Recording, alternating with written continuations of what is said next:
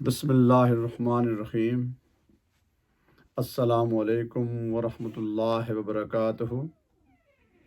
Programme ہدایت الامہ کے ساتھ راجہ انصار حاضر خدمت ہے۔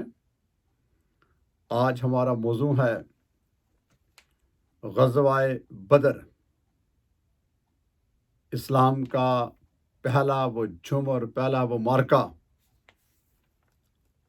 جس میں کفر و اسلام کے درمیان جو معرکہ ہوا اور جس کی قیادت باذن الہی آقا علیہ الصلوۃ والسلام نے خود فرمائی۔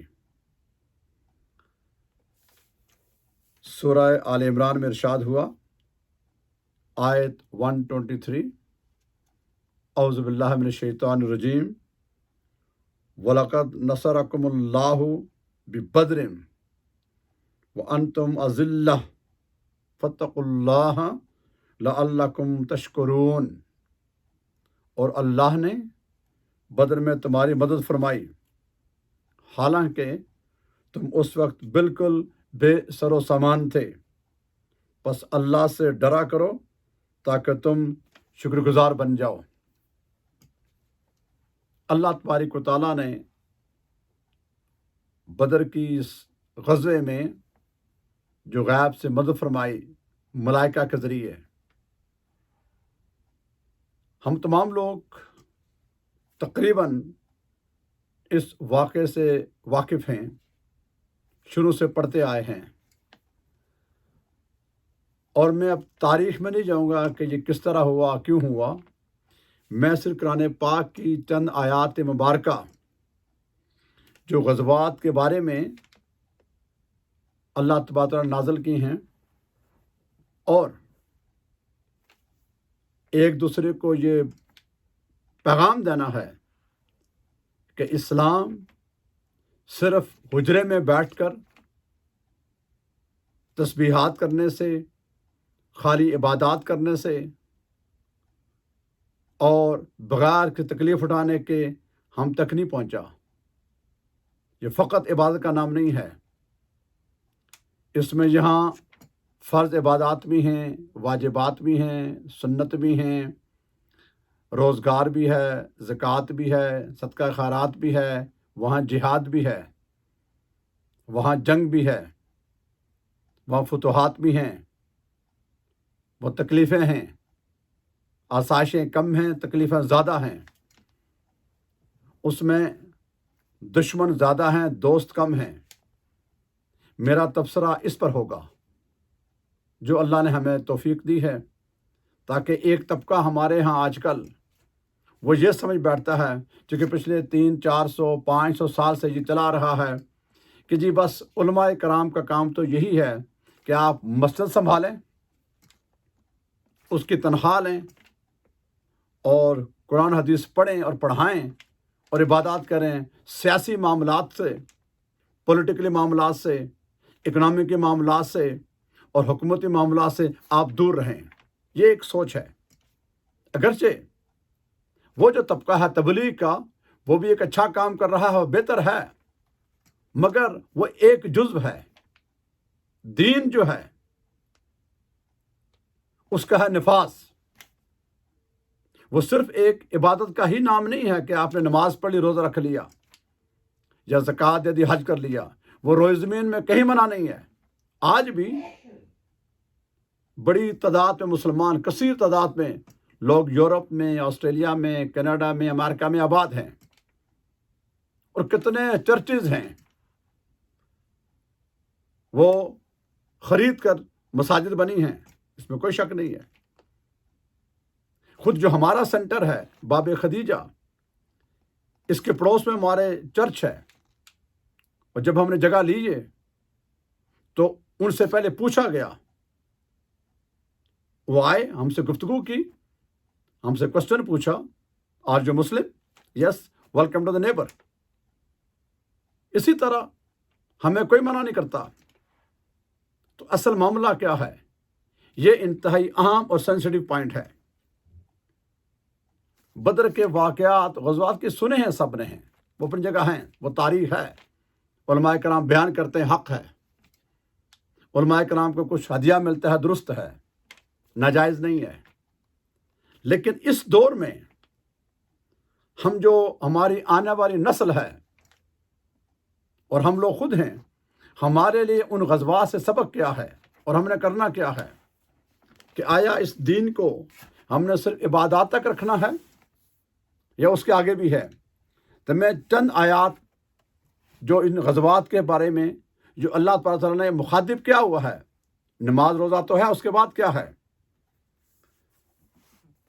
سورہ انفال میں ہے وما انزلنا علی عبدنا یوم الفرقان یوم التقى الجمعان، اور جو ہم نے اپنے برگزیدہ بندے پر حق و باطل کے درمیان فیصلے کے دن نازل فرمایا، وہ دن جب بدر میں مومنوں اور کافروں کے دونوں لشکر وہاں متصادم ہوئے تھے۔ ایک آیت، پھر دوسری آیت ہے یرید اللہ ان یحق الحق بکلماتہ ویقطع دابر الکافرین، اور اللہ چاہتا تھا کہ اپنے کلام حق کو حق ثابت فرما دے اور دشمنوں کے بڑے مسلح لشکر پر مسلمانوں کو فتح یابی کی صورت میں کافروں کی قوت و شان و شوکت کی جڑ کاٹ دے۔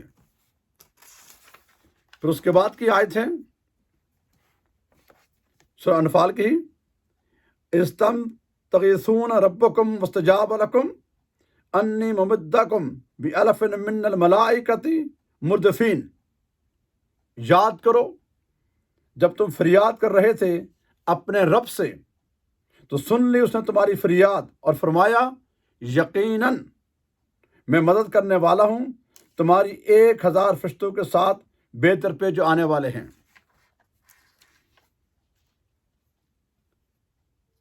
پھر اس کے بعد ایک اور آیت ہے قد کان لکم آیات فی فئتین التقاطعۃ تقاتل فی سبیل اللہ واخری کافرۃ یرونہم مثلہم رأی العین واللہ یرید بنصرہ من یشاء ان فی ذلک لعبرۃ لأولی الابصار، یہ سورہ آل عمران کی آیت ہے۔ بے شک تمہارے لیے ان دو جماعتوں کی ایک نشانی ہے جو میدان بدر میں آپس میں مد مقابل ہوئیں۔ ایک جماعت نے اللہ کی راہ کے لیے جنگ کی اور دوسری کافر تھی، وہ انہیں اپنی آنکھوں سے اپنے سے 2 گنا دیکھ رہے تھے، اور اللہ اپنی مدد کے ذریعے جسے چاہتا ہے تقویت دیتا ہے۔ یقیناً اس واقعہ میں آنکھ والوں کے لیے بڑی عبرت ہے۔ پھر دوسری آیت کما اخرجک ربک من بیتک بالحق وان فریقا من المؤمنین لکارہون، اے حبیب جس طرح آپ کا رب آپ کو آپ کے گھر سے حق کے عظیم مقصد کے ساتھ جہاد کے لیے باہر نکال لایا، حالانکہ مسلمانوں کا ایک گروہ اس پر ناخوش تھا۔ اسی طرح دوسری آیت ہے لیحق الحق ویبطل الباطل ولو کریہ المجرمون، تاکہ مارکہ بدر اس عظیم کامیابی کے ذریعے حق کو حق ثابت کر دے اور باطل کو باطل ثابت کر دے، اگرچہ مجرم لوگ مارکہ حق و باطل کی انتجا خیزی کو ناپسند کرتے ہیں۔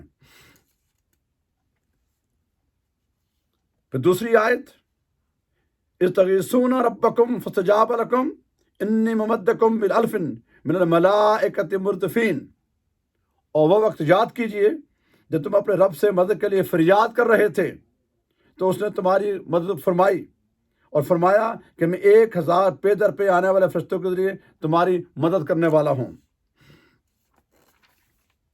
اسی طرح دوسری آیت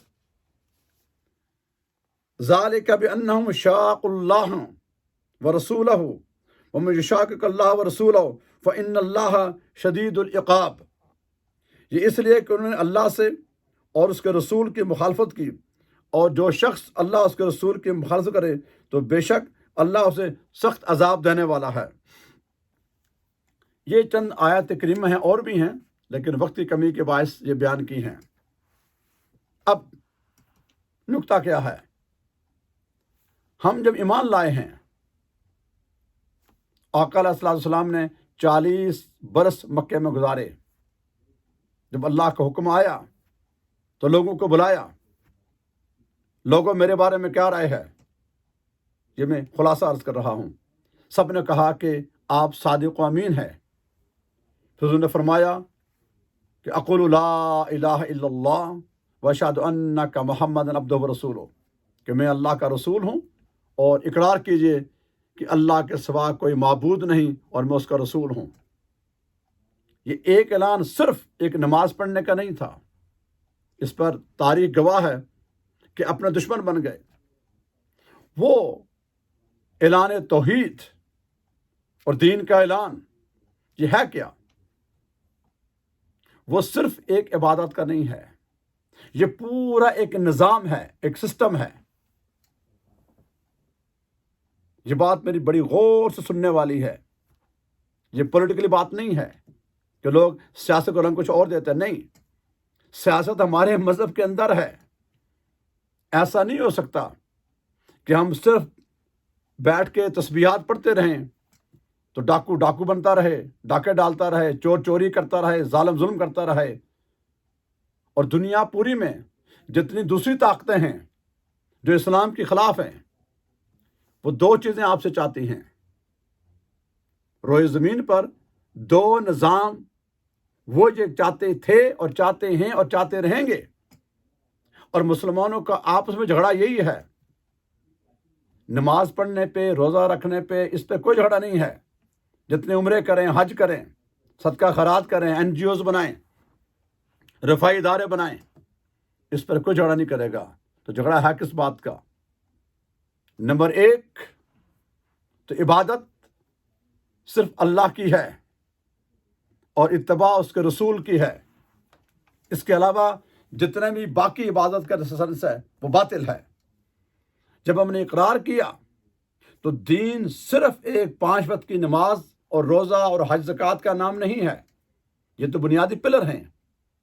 اس میں 2 بیسک سسٹم جو دشمن آپ کو دینا نہیں چاہتا، یہ ابتدا سے اور آخر تک یہی رہے گا. ایک اکنامیکل سسٹم، معیشت کہ پیسے کا آنا یہ ہمارے کنٹرول میں ہو، وہ سود پر مبنی ہو، وہ ظالموں کے پاس ہو، وہ ڈاکوؤں کے پاس ہو، وہ چوروں کے پاس ہو، وہ بدماشوں کے پاس ہو، اور وہ غریب لوگوں کو، کمزور لوگوں کو ان کا حق چھینے، اپنی تجوریاں بھریں.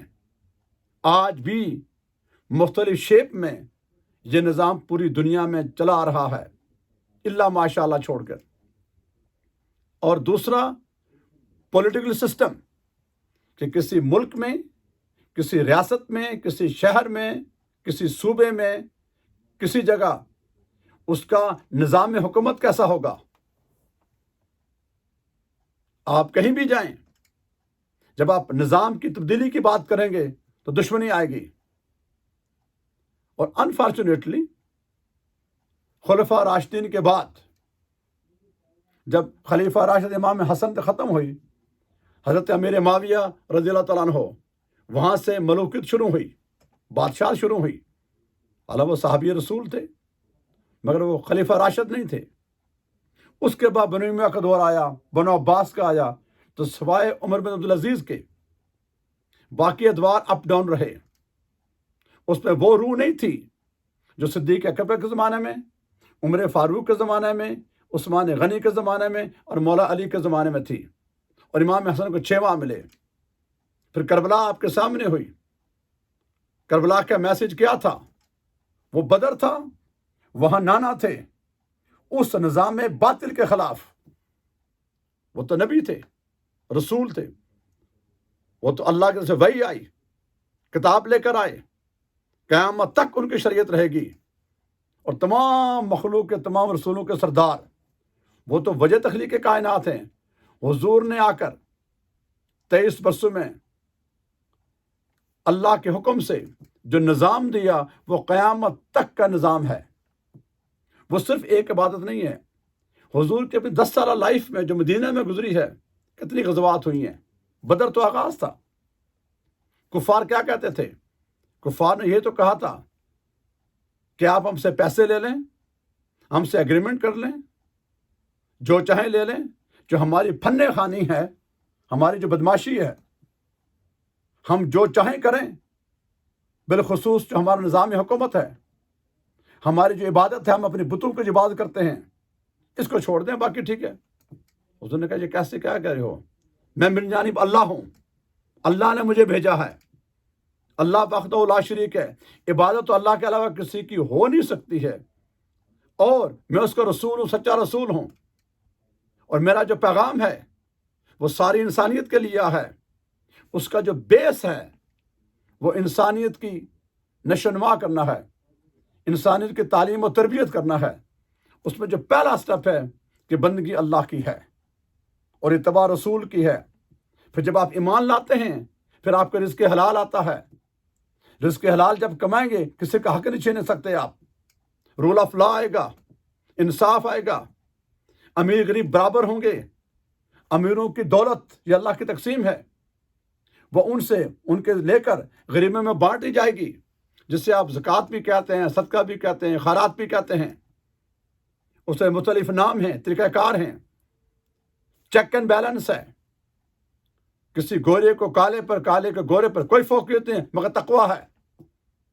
کوئی کسی پر ظلم نہیں کر سکتا، کوئی کسی کا حق نہیں چھین سکتا، کوئی کسی کو اس بنیاد پہ کہ میں تیرے سے اپنے قبیلے کے لحاظ سے برتر ہوں، کسی کو مار نہیں سکتا، کسی کو ظلم زیادتی نہیں کر سکتا، بھلے کوئی ہے۔ حتیٰ کہ اگر کسی نے اسلام قبول نہیں کیا، اس کو بائی فورس نہیں کر سکتے، اس کو بائی پریچ کریں گے آپ۔ یہ معاشرہ، یہ اللہ کا پسندیدہ معاشرہ اس طرح ہے جس کو دین اسلام کہتے ہیں۔ انہوں نے کہا نہیں جی، ہم تو ایسا ہی کریں گے۔ اس پر پھر یہ غزوات شروع ہوئی ہے کہ اگر یہ ہمارے لیے پیغام ہے کہ اگر آپ کا دشمن وہ اندرونی ہو یا بیرونی ہو، اور بعض آپ کے پڑوسی کوئی بھی ہو، اگر آپ کا کوئی دشمن آپ کے اس نظام میں جو آگے رکاوٹ بنتا ہے، اس کے پہلے سمجھایا جائے گا، پھر اور دلائل سے سمجھایا جائے گا۔ لیکن اگر وہ آپ پر اٹیک کرتا ہے تو جوابی کارروائی کی جائے گی، اس کے ساتھ سر نیچے کر کے نہیں بیٹھا جائے گا۔ اس کو یہ نہیں کہا جا سکتا کہ ٹھیک ہے جی میں تو خالی بات کرتا رہوں گا، تم جو مرضی کر، نہیں۔ یہ جزوی ایک پارٹ ہے، مگر جتنی اللہ نے کسی کو صلاحیت دی ہے اس کے مطابق ریئیکٹ کرے گا۔ حضور چونکہ کائنات کے سردار ہیں، اور ہر نبی بادشاہ بھی ہوتا ہے، ہر نبی اس منصب پر ہوتا ہے، اس کے میں کوئی دنیاوی کے بادشاہ وہ اس کے ماتحت ہوتے ہیں، وہ شریعت لے کر آتا ہے۔ پھر ہمارے نبی جو صاحب شریعت میں ہیں، سرور انبیاء بھی ہیں، تو ان کی ہر ایک بات من جانب اللہ ہے۔ وہ ایک عبادت نہیں، اس میں آپ کا political system, economical system, family system, آپ کو جو دنیا میں چیزیں کرنی ہیں یہ اس کے تحت آئیں گی۔ اور اس میں جو رکاوٹ وہ اپنے اندر کے آستین کے سانپ ہوں، جو سامنے والا ہو۔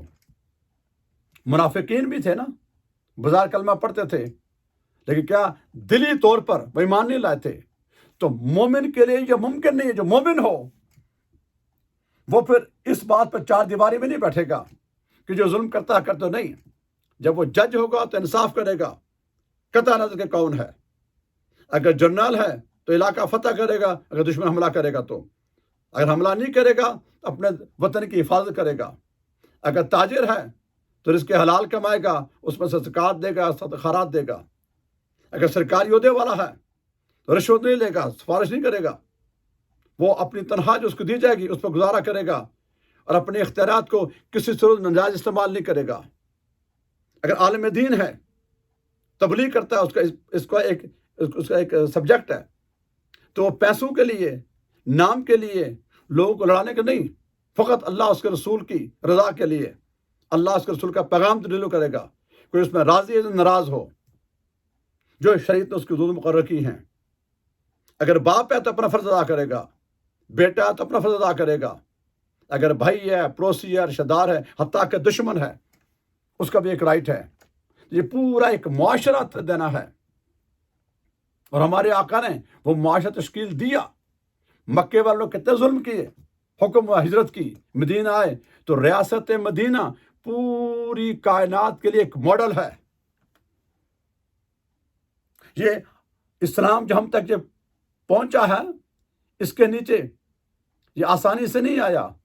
آقا صلی اللہ علیہ وسلم کی اپنی انتھک محنت اور قربانی، اہل بیت اطہار کا خون، صحابہ کرام کا خون، اس کے بعد تابعین، اور جو ہماری ہسٹری ہے، ان تمام لوگوں نے قربانیاں دی ہیں، اپنے مال کی، اپنی اولاد کی، اپنے وطن کی، اپنے آرام کی، اپنے آسائش کی، حتیٰ کہ اپنی جان کی۔ تو آج کل کے ہم لوگ یہ جبے پہن کر، ایئر کنڈیشن کمروں میں بیٹھ کر، نذرانے بٹور کر ہم ٹھیکیدار بن گئے، ایسا نہیں ہے۔ وہ ایک پارٹ سبجیکٹ ہے، مگر نہیں، جب بھی آپ کے وطن میں، آپ کے ملک میں، پوری دنیا میں جہاں مسلمان ہیں، جو کہیں بھی ہے، اس کے وہ ظلم ہوتا ہے، سارے مسلمان بھائی بھائی ہیں۔ اپنے ڈر کے مارے کہ میرے بچوں کو تو کچھ نہیں ہوا، نہیں، دوسروں کے بچے بھی آپ کے بچے ہیں، جن کا قتل عام کیا جاتا ہے، جن کے مظالم ڈھائے جاتے ہیں، اور حکمران کوئی بھی ہوں، وہ ہمارے حکمران ہوں یا کسی اور ملک کے ہوں، وہ جو اپنے عیاشی میں پڑے ہیں، ان کا سخت ترین حساب ہوگا۔ جہاد مسلمان کا ایک اہم ترین سبجیکٹ ہے۔ جہاد اپنے نفس کے خلاف ہے۔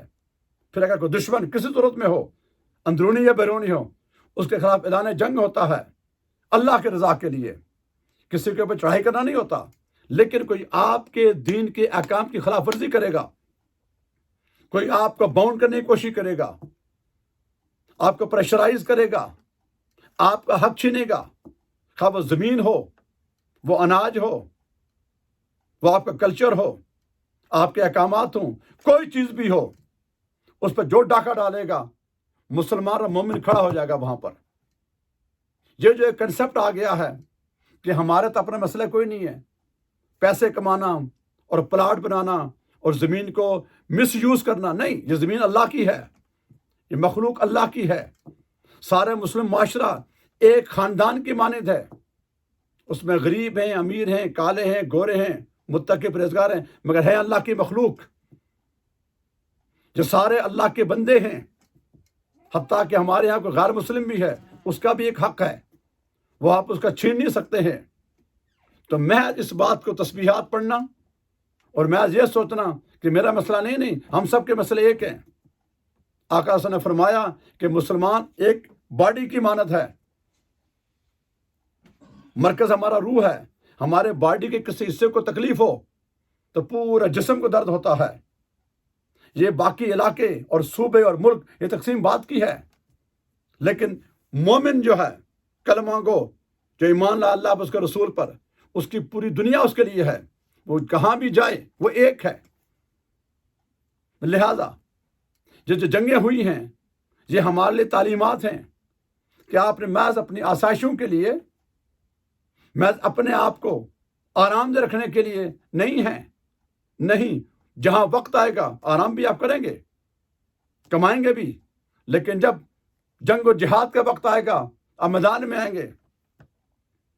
10 سال میں آقا صلی اللہ علیہ وسلم نے کتنے غزوات میں حصہ لیا، حالانکہ وہ اگر اشارہ کرتے تو آسمان نیچے آ جاتا، لیکن نہیں، انہوں نے اسباب کے ساتھ دشمن کے سامنے اپنے وہ صحابہ کرام اور اہل بیت جو حضور کی ٹیم تھی، انہوں نے اپنا گھر چھوڑا، اپنا شہر چھوڑا، اپنا خاندان چھوڑا، اپنا آرام چھوڑا، اور اللہ اس کے رسول کی خاطر نکل پڑے۔ کوئی کہاں گیا، کوئی کہاں گیا، کتنے شہید ہوئے، بے گھر ہوئے، تکلیفیں اٹھائیں، مشکلاتیں اٹھائیں، لیکن کس کے لیے؟ اللہ اس کے رسول کے رضا کے لیے۔ اللہ اس کے رسول کے حکم کے سامنے سرنگور ہے۔ تو یہ اسلام کا جو پودا تھا، یہ تناور درخت بنا تو پوری کائنات میں پھیلا، اور جو پھیلنا ہے، اللہ کو ہم جیسے بندے کی ضرورت نہیں ہے، اس کے یہاں بہت مخلوق ہے، وہ جب چاہتا ہے، جو چاہتا ہے، جیسا چاہتا ہے ہو کر رہتا ہے۔ لیکن میرے لیے، آپ کے لیے فکر کا مقام یہ ہے کہ ہمارے وہ سیاستدان، ہمارے وہ جرنیل، ہمارے وہ جج، ہمارے وہ بزنس مین، ہمارے وہ صاحب اقتدار لوگ، صاحب حیثیت لوگ، ہمارے وہ اہل قلم، ہمارے وہ علماء، ہمارے وہ پیران کرام جو بھی جس حیثیت میں ہے، ہر ایک اس کی کیپیسٹی کے لحاظ سے اپنی ذمہ داری ہوتی ہے۔ جیسے ہم اپنے بیوی بچوں کی دیکھ بھال کرتے ہیں، اپنے گھر کی کرتے ہیں، اس طرح ہمارا وطن بھی ہمارا گھر ہے۔ سارے ہم بہن بھائی ہیں، انسانوں میں جانوروں میں فرق ہے۔ تو جس معاشرے کے اندر اگر مسلمانوں کی اکثریت تو ہو لیکن اس میں انصاف نہیں ہے، عدل نہیں ہے، اس میں دین صحیح معنی میں نافذ نہیں ہوا، وہ انکمپلیٹ ہے، اس میں سارے مجرم ہیں، بالخصوص وہ طبقہ جن کے پاس اختیارات ہیں، طاقت ہے۔ یہ تمام تاریخیں صرف پڑھ کر سننے کے لیے نہیں ہوتی ہیں، صرف انجوائمنٹ کرنے کے لیے نہیں ہوتی ہیں۔ تاریخ پڑھنے کا ہمارا ایک مقصد ہے کہ وہ ہستیاں پھر ہمارے آقا جن کے لیے کائنات بنی، ان کے کمپینین، ان کے دوست، ان کے صحابہ، ان کے گھر والے، ان کے خاندان، انہوں نے تو پوری زندگی وقف کی، قربانی دی ہے، تو ہم آج بائی برتھ مسلمان ہوئے ہیں۔ تو ہم اتنے لاڈلے کہاں سے آ گئے؟ اور پھر اس زمانے میں کہ دوسروں سے ہم فائدہ اٹھا کر اپنے رب کو بھول گئے، اپنے رسول کو بھول گئے۔ نہیں، یہ دنیا چند روزہ ہے، ہم نے ضرور بالضرور اللہ کی بارگاہ میں حاضر ہونا ہے۔ جو چلے گئے وہ جواب دے رہے ہوں گے، اور ہم جو موجود ہیں ہم نے بہت جلد اس کی بارگاہ میں حاضر ہونا ہے۔ تو لہٰذا پیغام یہ ہے، یہ تمام واقعات، جتنی غزوات ہیں، جتنی صحابہ اکرام کی اور اہل بیت اطہار کی، اور جو پوری تاریخ ہم اپنے بچوں کو پڑھاتے ہیں، اس میں سے یہ سبق ملتا ہے کہ ہمیں آج اور کل اور پرسوں، میں اور آپ، ہمارے آنے والے یوتھ، ہمارے بچے، ہمارے آنے والی نسل، اس کا یہ فرض بنتا ہے کہ ہم سب ان کو فالو کریں، اور کسی صورت میں اور کسی بھی حال میں اور کسی لمحے میں بھی ہم اللہ اس کے رسول کے حکم کی خلاف ورزی نہ کریں، ہم غافل نہ ہوں، لمبی چادر تان کر نہ سو جائیں۔ ہم نے جواب دینا ہے، اور ایک ایک دن کا حساب ہوگا، ایک ایک لمحے کا حساب ہوگا، ایک ایک لفظ کا حساب ہوگا، ایک ایک پینی کا حساب ہوگا۔ تو یہ کیسے ممکن ہے ہمارے گھر میں کوئی ڈاکہ مارے ہم چکے ہو کے بیٹھ جائیں؟ ہم تو ایسا نہیں کر سکتے، ہم مزاحمت کریں گے، مارے جائیں گے، شہید ہو جائیں گے۔ اس طرح ہمارا وطن ہے، ہمارے بھائی ہیں، ہماری بہنیں ہیں، ہمارے بچے، ہمارے بیٹے ہیں، وہ کہیں بھی ہوں، وہ کشمیر میں ہوں، وہ فلسطین میں ہوں، وہ شام میں ہوں، وہ انڈیا میں ہوں، وہ پاکستان میں ہوں، وہ دنیا کے کسی کونے میں ہوں، جہاں بھی حضور کی امتی مظلوم ہے، اس کے لیے پکارنا، اس کی مدد کرنا، اعلان جنگ کرنا، اعلان جہاد کرنا اپنی اپنی کیپیسٹی میں، اور بالخصوص ہمارے حکمران ہیں ان کے لیے جھنجھوڑنے کا ٹائم ہے۔ وہ جو اپنے عیاشی میں پڑے ہیں، ان پہ کل قیامت کے روز عوام کے ہاتھ ان کے گریبان پر ہوں گے، اور ہم سب کی ذمہ داری ہے اپنے ذہن سے خوف ہٹائیں۔ ہم اس دنیا میں زندہ قوم ہیں، ہمیں کسی اور کو فالو کرنے کی ضرورت نہیں ہے، ہمیں کسی ملک کے کانسٹیٹیوشن کے فالو کرنے کی ضرورت نہیں ہے۔ ہمارے پاس ہمارے رب کا قرآن ہے، ہمارے پاس ہمارے آقا کی سیرت ہے، خلفاء راشدین کا ہمارا پوری حیات ہے، اور کربلا کا پیغام ہے۔ یہ ساری ہمیں کسی ضرورت نہیں ہے، ہم ان کو ہر ایک چیز ہمارے سامنے آیا ہے، اس پر عمل کی ضرورت ہے۔ کل ہم اس کے لیے جواب دہ ہوں گے، نہیں تو ہم سزا کے مستحق ہوں گے۔ لہٰذا میرا اور آپ کا جو فرض بنتا ہے، ہم اپنے قلم کے ذریعے، اپنے پیغام کے ذریعے، اور جیسا ممکن ہو اپنے عوام کو جو پریچ کریں، ان کو ٹیچ کریں کہ یہ وقت ہے کہ ہم جو بھی ہیں، ہم تو چلے جائیں گے، آنے والی نسل ہے، ہم کھڑے ہوں۔ اور اس میڈیا کے دور میں جو پیغام پہنچانا آسان ہے کہ تمام امت مسلمان یک جان ہیں، دو قالب یک جان ہیں، ان کا کہیں مسئلہ بھی ہے، ہم ایک ساتھ کھڑے ہو کر اپنے لیے، اپنے حقوق کے لیے، ان کے حق کے لیے کھڑے ہوں، اور کل قیامت کے روز اللہ کی بارگاہ میں ہم جواب دے سکیں۔ اللہ تعالیٰ میرا آپ کا حامی ناصر ہو۔ وما علینا الا البلاغ المبین۔